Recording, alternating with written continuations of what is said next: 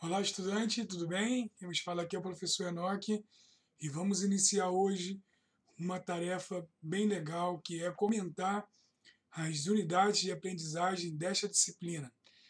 Então, sem perca de tempo, vamos aí conversar sobre a unidade 1, teorias e princípios da administração.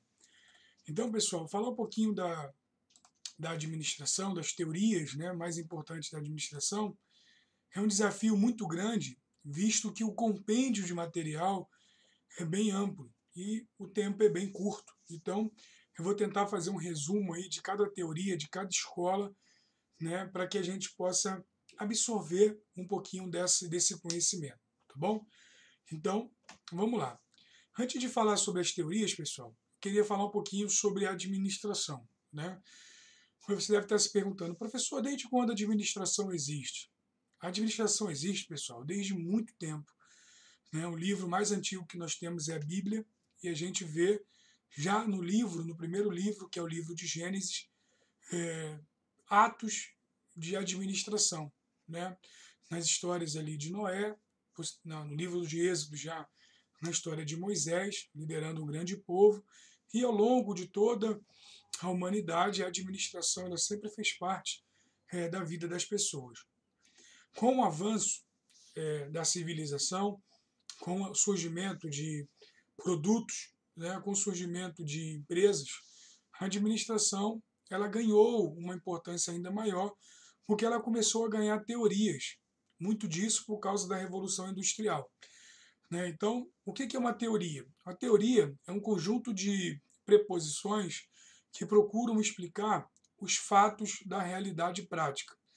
Ou seja, não compreende apenas as proposições que explicam a realidade prática, mas também doutrinas que orientam a ação dos administradores e técnicas que são proposições para resolver problemas práticos. Ou seja, a teoria, pessoal, nada mais é do que um estudo que foi feito por alguém, que foi testado e que obteve resultados satisfatórios. Então, essa teoria ela começou a ser replicada e outros resultados foram surgindo, novas experiências foram surgindo, e assim nós temos as teorias administrativas. Então, a primeira teoria que nós temos nas escolas, né, é a escola clássica, a teoria da administração científica de Taylor, né, que surgiu aí no século passado, no século XX, onde nós vemos aí o surgimento de novos serviços, novos produtos, como cinema, como lâmpada elétrica, automóvel, o telefone, o aparelho de som. Então essas indústrias, elas careciam de movimentos administrativos que fossem consolidados para contribuir com a diminuição das perdas, né? Ou seja, a produção ela aumentava absurdamente e a gente via que havia um número muito grande de perdas. Então as empresas elas estavam buscando teorias, pessoas que pudessem contribuir. E o primeiro homem a fazer isso foi Frederick Taylor, né, que com o seu estudo, né, de tempos e movimentos, ele conseguiu reduzir e muito o desperdício, tá? E ele começou a aperfeiçoar esse método dele, ele começou a melhorar ainda mais, né? Aplicando e buscando cronometrar os movimentos dos trabalhadores, né? A divisão de tarefas, as unidades básicas de trabalho, a especialização do operário, né? Então ele começou a analisar tudo isso, identificar as formas corretas de fazer os movimentos, as peças, tudo ali na linha de montagem. E tudo isso contribuiu e muito para a diminuição é, é, das perdas. Tá, pessoal? Taylor, então, ele é aí um homem muito importante para a administração, é considerado inclusive o pai da administração, porque ele foi o primeiro homem a teorizar ou a cientificar, né? Ou seja, criar ciência na administração, tá bom? Ele é um cientista, né, da administração. Então, esse é a primeira teoria. Um homem muito importante na escola clássica também, junto ali da teoria de Taylor, é Henry Ford, com a sua linha de montagem. Ford, o empresário que criou, né, a montadora Ford Company, ele começou a trabalhar com linha de montagem. E ele começou também a aplicar ali os seus princípios, unindo também princípios de Taylor. Tá? Então ele criou ali peças padronizadas, ele começou a especializar o trabalhador e ele começou então a ver resultados em massa. O que é resultado em massa, professor? É produção em massa. Ou seja, ele conseguiu criar um produto montável de forma prática, né, e fácil, e com pessoas altamente especializadas por causa do treinamento. Então, Ford ele começou então a ter sucesso com a sua teoria, embasado na teoria de Taylor. Tá? Então, essa é a nossa teoria, a teoria da escola clássica, tá? A teoria científica. E tem um personagem muito importante na escola clássica também, pessoal, que é o Henri Fayol, um francês, que foi um homem que ele olhou um pouco a administração como um todo. Taylor ele olhou um pouquinho para o chão da fábrica, né, para a parte operacional. Fayol não, Fayol já olhou para a estrutura da empresa como um todo.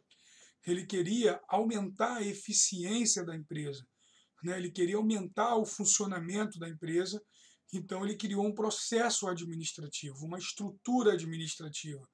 Né, então ele começou a olhar, né, a administração como planejamento, como organização, como direção, coordenação e controle. Né? Então, a ideia dele era, além da eficiência, criar uma administração eficaz.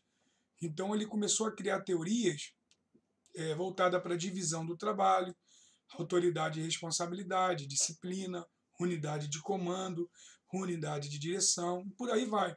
Né? São os 14 princípios de Fayol que são bem conhecidos.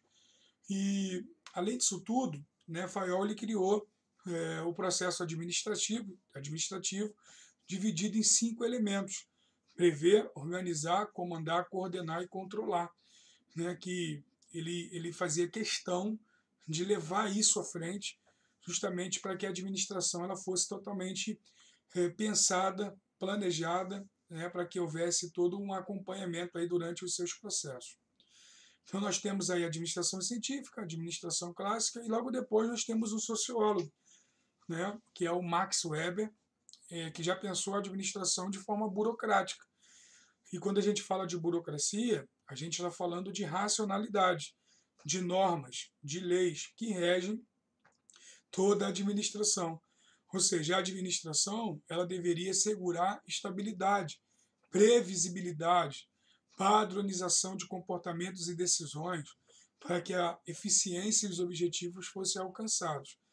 Você vê que o serviço público, né, do nosso país aqui no Brasil, ele utiliza muito dessa teoria, a teoria do papel, a teoria de normas, a teoria de leis, né, para que todos possam saber exatamente o que tem que fazer. Nada pode ser feito a não ser o que a norma exige. Ou seja, a obediência dos funcionários ela deve ser alta e segura para que todos os regulamentos legais sejam previamente cumpridos. Tá, pessoal? Então, Max Weber ele contribuiu muito com a racionalidade, muito com as normas, com as leis, a obediência, né, para que a administração ela pudesse funcionar sempre datada, né, sempre planejada antes que as decisões pudessem ser observadas. Então essa é a escola clássica, pessoal. Quando a gente observa Taylor, Ford, Fayol e Max, o Weber, a gente está voltando ali para a escola clássica. A segunda escola, pessoal, é a escola comportamentalista, né, ou behaviorista, que surgiu aí no final da década de 40, onde a principal preocupação era o comportamento do fator humano. Ou seja, descobriu-se na administração, né, que não é só o sistema de máquinas e equipamentos e de regras que era importante, né, mas que também o fator humano, psicológico, ele é muito importante também. Tá? Então, o comportamento do ser humano, voltado para a psicologia, ele também é muito importante. E desde a década de 40 até os nossos dias de hoje, nós vemos essa preocupação. Tá? A primeira experiência, né, comportamentalista, né, foi na empresa no bairro de Hawthorne, né, onde pesquisadores começaram a fazer um trabalho numa empresa chamada Westin Electric, né, em Chicago, onde começaram então a obter alguns resultados através do psicólogo Elton Maio. Então, Elton Maio começou a aplicar algumas experiências e começou a observá-las. A primeira delas foi o estudo do efeito da iluminação. Quanto mais aumentava-se a intensidade da luz, a produção aumentava. Quanto mais se diminuía a luz, a produção aumentava também. Então, em seguida, os pesquisadores, ordenados por Elton Maio, começaram a perceber que não era a iluminação que estava emplacando algum resultado na produção, mas sim a presença de pessoas observando os outros, né, que estavam ali trabalhando. Então, depois dessa experiência da iluminação, os pesquisadores eles ofereceram benefícios como lanches, intervalo de descanso, e o resultado desse benefício propôs que a produção continuasse aumentando. Tá? Então, Elton Maio ele começou a perceber que o ser humano ele gosta de ser notado. Tá? Ele gosta de ser notado. Então, houve algumas outras pesquisas em relação a essa escola, né? a esse comportamento, buscando o comportamento do ser humano. Inclusive, essa escola ficou conhecida como Escola das Relações Humanas, né? Onde o Elton Maio conseguiu chegar à conclusão que o nível de produção de um trabalhador é determinado pela interação social e o seu comportamento está apoiado pelo grupo, né? Ou seja, no grupo de trabalho. O homem é um ser social. Tá? Então, ele precisa conviver com os outros para se sentir útil, para se sentir acolhido. Né? Aquela questão de não conseguirmos viver numa ilha isolada, foi isso que Elton Maio ele percebeu. Tá? A qualidade do tratamento da gerência aos trabalhadores influencia no desempenho. Então, quanto mais rígido for o trabalho dos funcionários, quanto mais rígido for o trabalho do capataz, do gerente, do supervisor, mais resistente vai ser a equipe, né? Porque as pessoas elas vão unir sentimentos e emoções, né? Para que possam manipular a produção. Então, essa questão da administração informal, ela é muito presente dentro da escola, tá, pessoal? Uma outra escola, pessoal, a escola Bertalanffy, ou a teoria geral dos sistemas, né, surgiu aí, né, com a ideia de que a empresa ela é totalmente um sistema, né, e esse sistema ele precisa ser entendido de forma global e interdependente. Ou seja, o que acontece em um elemento afeta o outro elemento. Tá? Então, a realidade da empresa ela precisa ser vista como um conjunto, assim como o sistema do nosso organismo como ser humano. Se um órgão nosso não está funcionando bem, todo o corpo, todo o sistema vai sofrer. Tá? Então, a compreensão de interdependência ela é muito importante e ela trouxe uma visão muito importante para os departamentos dentro da empresa.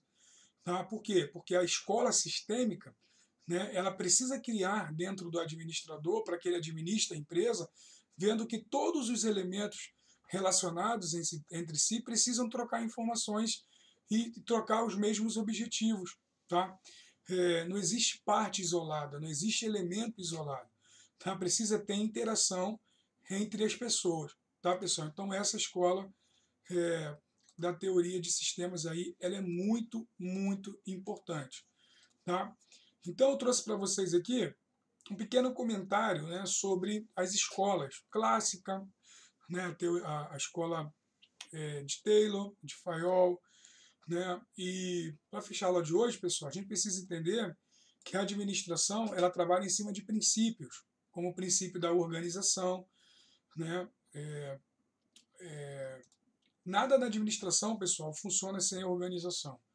Nada. Organizar é uma das funções mais importantes da organização, assim como o planejamento, a direção e o controle. E lá no final da nossa unidade, você vê que apresenta para você um pouquinho, né, da importância da organização e também dos departamentos. Por quê? Porque os departamentos eles funcionam como um sistema e a organização precisa atuar para que essas várias funções organizacionais possam operar.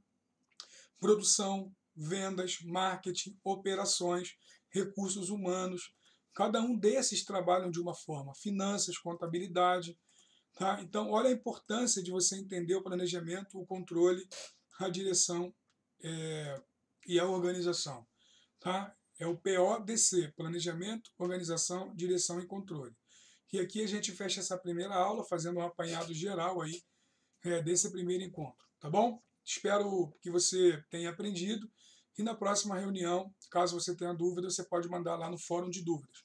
Bons estudos, pessoal. Tchau, tchau.